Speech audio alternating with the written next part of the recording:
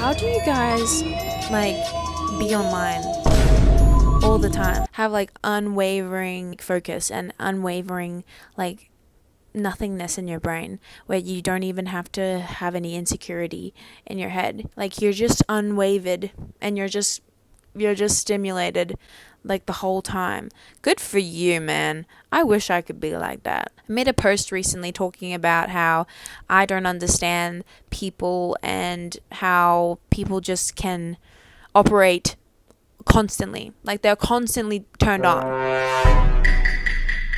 No, I don't understand how people can just keep going with it and keep going into the social media thing. Because, like, I feel like as I get older, like, the more overstimulated I get. Like, the more overstimulated I get, the more, like, unease I feel. And, like, yeah, I have all my tools. Yeah, I have everything. Yeah, I'm trying to actively put in all the stuff in place. But it feels like constantly I'm putting like things into question where it's like, have you replied back to Simon, or have you like liked a story, and da, da, da, da, da.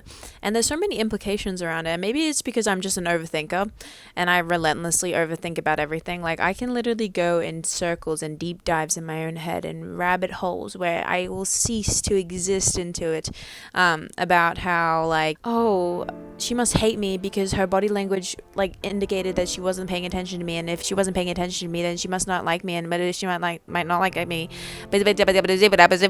See, I can't do it as quick as Trisha Paytas. I'm so sorry.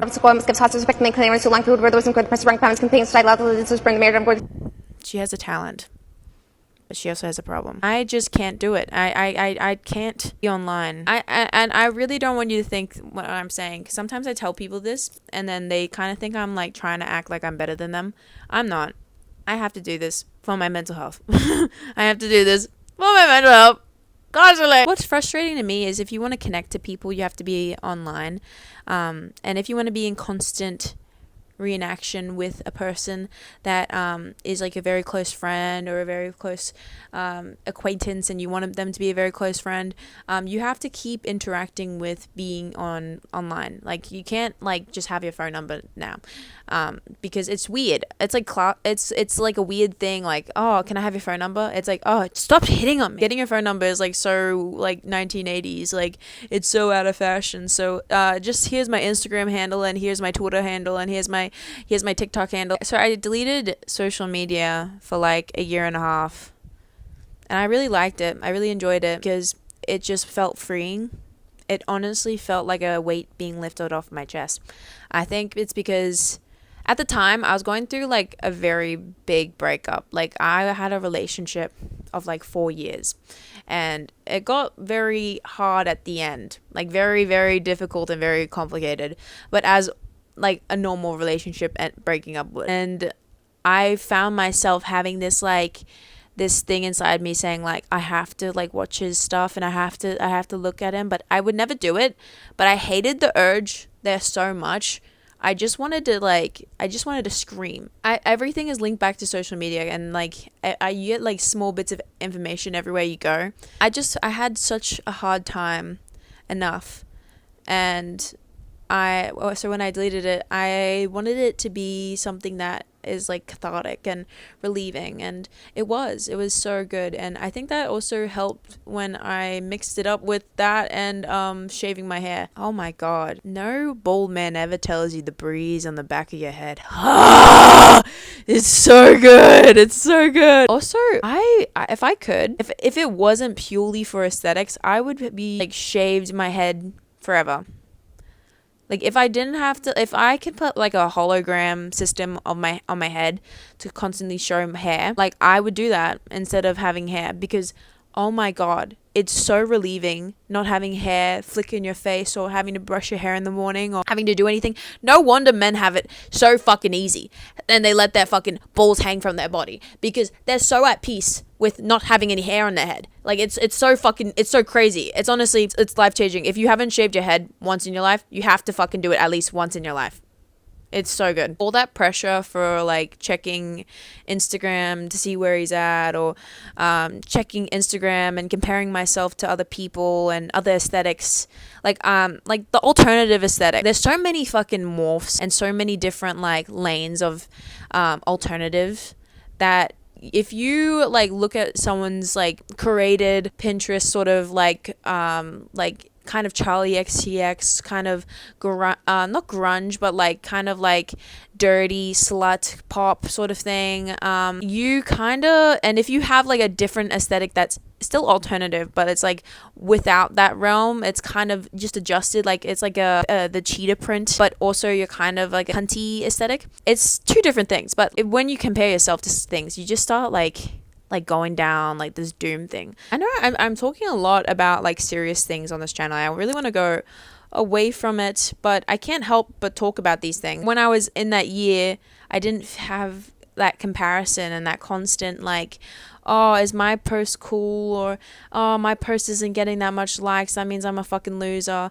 Oh, like that person isn't following me, that means they don't think I'm cool. And especially like 3 years ago, I really wanted people like this certain group that I knew to like me, and they just didn't like me ever. Like I would run into them so often. It was humiliating, and they knew me, but they would never say anything to me, and I felt so much more like destroyed. And I wanted to act so cool, but I really didn't feel cool at all. I never got, didn't help that I was bald. I didn't know what I was trying to achieve in any of it actually, and I still hold like anger towards them. But I think sometimes when you hold anger towards someone, and please don't get like a fucking ego boost from this, if you hold anger towards someone, sometimes, because let's remember, like I hold anger towards Andrew Tate, doesn't mean I admire anything about him, but in certain instances of hate, there is jealousy there. In certain instances, why I say, like, I was jealous over the nonchalance that they carried and like how like seamlessly like they were, because I always struggled with being liked, and I always care so much, and I don't know how to stop caring. And when I see someone act so nonchalant, I would back then I would be like, oh my god, I wish I could do that. Like I wish I could be so seamless. I wish I can just like act like nothing fucking bothers me, because everything bothers me. And if everything bothers me, then I'm actively showing everyone how vulnerable I am constantly. Over time, I've kind of accepted that, and I've been okay with that. But also now that I look at nonchalant people now, and sorry, I'm going a bit off topic for a little, but now that I look at nonchalant people now, I just think that like it makes me sad, and not in like a oh, you're so pathetic and I'm looking down on you, because I'm literally your equal. Like I'm not better than you. I'm not worse than you. I'm just a person. I'm literally gonna die like you. I poo and I pee just like you. Like there's nothing more. There's nothing less. But like I just think, wow, like you can't connect with your emotions.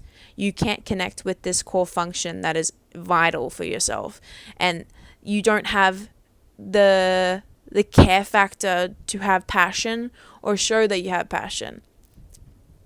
And like I love talking to passionate people, and most of my friends are very like very chalant. Like they're very loud people, and I also hold a lot of people that I mirror.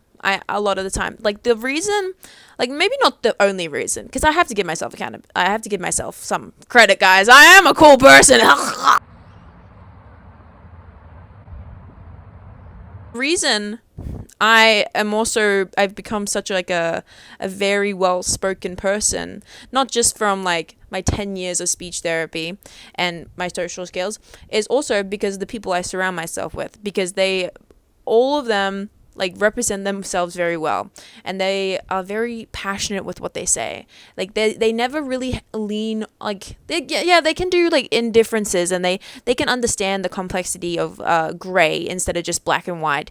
But a lot of the times they are very passionate about subjects, and they're very direct. And I like that about people. Like, I like when you aren't in indecision and you're just like, yeah, I really love that. I really fucking hate that. Or someone can just ramble on about something that is like very niche. My sister used to say she loves guys who like a very niche interest. Like apparently she liked this guy who was like very much into army uniforms. Really weird fucking one, but it's not the army itself, it's like the nicheness of it and the passion behind it, and like having like a whole fucking collection of it because of how much passion you have. Like that's so fucking cool. And I don't know, I see that now, and I see like that the nonchalance thing, and I just think like it you know what, I empathize with them. Like it's really hard. Like for me at least, I'm a very sensitive person. I can connect to my emotions very well, maybe too well, because I can also display them a lot, and I can't not display them. I'll be crying everywhere I go. I'll be having mental breakdowns. You will know. If I'm lying, I'm crying. Like for real. Yeah, it can be like a tornado, but at least like I know how to process my emotions, and I've went through it so I can process it. And I am passionate about things, and I don't care that I demonstrate that passion. So I think that comes back to what I was saying. Like I see that as like an inability on their end, and I feel bad. I feel bad for them. No, I don't hold any hate. There's no hate in my heart. I just think about my vibrator. Saying about like this whole fucking thing. Oh yeah, and I'm so really easily swayed. Like I'm very easy to get scammed. I've literally been scammed out of 1,200, and they were buying from me. They were buying from me. And I was trying to be like, oh, I was in gym brain. So no, Izzy, you are turned off. No, but I can't understand like having to be constantly accessible, because I know this has been talked about on the internet, but like I can't. I'm not happy with the idea of like being so easily accessible. I it's a good thing and a bad thing, of course, but I'm just saying like I feel like there's like this like culture that has been built around it now. Like people who don't respond are like assholes, and they think they're like pretentious, and that their time is more important. And I used to think that too. I would message this group of people, and they would barely ever respond to me, and I'd be like, what assholes? But now, like, being a bit more older and a bit more in busy life, I can understand, because time is so fucking precious. Day already goes fucking quick enough. Like, the day goes so quick. If you don't, like, wake up on the crack ass of dawn and, like, you are present all day, and if you doom scroll just a little, 3 hours gone, you know? Like, if you do something that like takes a long time, it's your day gone. So like you got 7 days out of the week, and maybe like 5 days dedicated to work, and then rest and everything in between. And then like I feel like, I don't know, a lot of people are mentally ill now. I don't know about you guys, a lot of people are mentally ill. So a lot of that time where you could be like decompressing and like, you know, relaxing, or like, you know, actually interacting with people, you're like online. And I feel like when people message you, there's like a consensus, if you don't message them back, that you don't care about them, or that you don't respect their time, or you don't respect them as a person, or you don't even like them, or you don't care to show that you like them. I'm a big person. Like, I'm a big excuse me. I love making people feel loved. I feel like when you're in that situation where you get like a message, you feel like you have to respond like immediately, or like, you know, you have to respond in that time that it is needed. But then like so much of your time can be taken up and from responding, because sometimes the conversation just keeps going, and sometimes you know, there's a back and forth that you have to wait for a response and stuff. And you know, sometimes it's just, I don't know what it is about it, because it's not a hard thing, but it is. Honestly, it is. It feels draining. Like, I don't have the capacity to talk to anyone right now. I don't have the capacity to do anything right now. And I just want to feel good, and I just want to post a photo of myself. But I can't do that unless I respond to all of my messages, so I can show them, like, I care about you and I respect your time. And I'm not trying to be like, disrespect them and never message them back and da da da da da da da. But there's this like constant thing of like having constant like reassurance, or like constant communication. And like some people can function like that. I can't function like that. I just can't function. And I've been on social media for now 6 months now back. And I liked it at first, but now I've kind of started to see the hardships around it. And it's a lot to do with control, like controlling those impulses and controlling those urges to not doom scroll, to, you know, just to stop comparing. It's like a really big mental thing. But I can't get over the fact that, like, yeah, you're not saying it, like, you're not saying, like, you're a bad person or anything. Like, none of these people that are, like, none of these lovely people are saying that to me. I'm feeling that, though. Like, and I feel like if I was in the same situation, I would want a response back, too. But I can't do it. I'll go on a call with you. I love calls. I love seeing you in person. It's just, like, texting or like leading up to plans that feels really draining, because it's like you're preparing yourself, or like you are having to lock in to like look at a back and forth. And maybe that's about patience, and maybe that's about like our lack of attention span nowadays. But also, I don't like feeling trapped in conversation. I don't like having to respond. I want to do it as a choice. Like, I want to be in this friendship as a choice. But, like, since social media is built to be constant and there's no, like, limitations or anything, and I don't even know how that would even look. It's just constant all the time. And it's overwhelming, for me at least. I get overwhelmed very easily nowadays. It's just, like, thing after thing. I'm trying to get better at managing it, and just trying to have the components of things that I have to accept and that I can't control, and I would like to prioritize not thinking of out of the way, and then the things I can accept and can control, and I can prioritize that for myself. But it's still hard. Like, intrusive thoughts still slip in, and you still sometimes give in to those impulses to go on social media, and I don't know, it just feels so sickening. You know, it's like how I feel about smoking cigarettes. Like, I want to quit, but every time I get a little, and I tell myself, I'm just going to go for one more, it's always the whole packet. I'm sorry. I'm a fucking chain smoker at heart. Like, you can't get me near a cigarette. Your box is going to be gone. Like, it's actually a problem. I think there's a big difference between, like, someone who arrives late to a hangout, like, consistently. Oh, pisses me off. That's, like, one of my biggest pet peeves. I had a friend for, like a really close friend for a while that we're not friends anymore. And she would be like, oh, it's just who I am. It's just who I am. As if she's fucking coming out as gay. Bitch! This is just the time you need to fucking get. If you're saying we meet up at this time, 5:30, that means you leave your house 30 minutes too to get there. Like, that's what pisses me off about, like, respect. Because we are making a rule together, and we are coming to an idea of when we both need to come together so we can be active in hanging out. But then you're not doing it.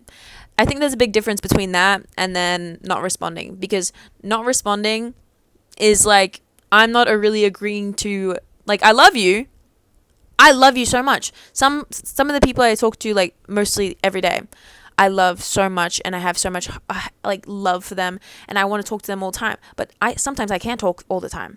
Like my mentalness will break down. I won't be able to function. I won't. And I can't. I'm sorry. I hate white lies. And I know white lies are sometimes are important, because if you just straight up tell, like, Tiffany that, oh yeah, I'm not going to be able to make it to this because I didn't plan it out properly in my head and I'm tired. Sorry. That's a cunt. That's a dick move. But also, it's like also empathy. Like, give me a moment. I had a friend and we were meeting up, and I became really offended.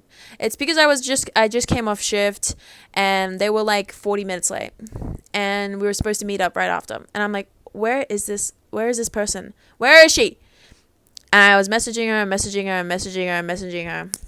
and I was getting no reply. And I was like, what's going on? Because this person is literally the most generous, loveliest, like, kindest, gentlest person I know. Like, one of the best people I know. But I got into, like, this, like, fugue state where I was so angry at the idea of someone rejecting me that I was like, oh, whatever, I'm just gonna leave. And I wasn't actually gonna leave, but, like, I was so pissed off that I was like, why does someone just, like, step over my time like this? And why do people just think I'm like I started going into myself and, like, about my fears about, like, what people think about me. Like, I'm not respectable enough that people show up on time. This is a consistent thing. No one cares about my time. And then, like, I waited 30 more minutes because I was like, what's going on? And then, like, I got a phone call from my work, and they were like, are you still here? And I'm like, yeah, I'm here. Why? And they're like, there's a woman crying. She's looking for you. And she's crying. And I got there and she was there. Oh, she's such an angel. I love her so much. And she was crying because her phone died, and she just had, like, a really awful day. Like, it was really fucked up day.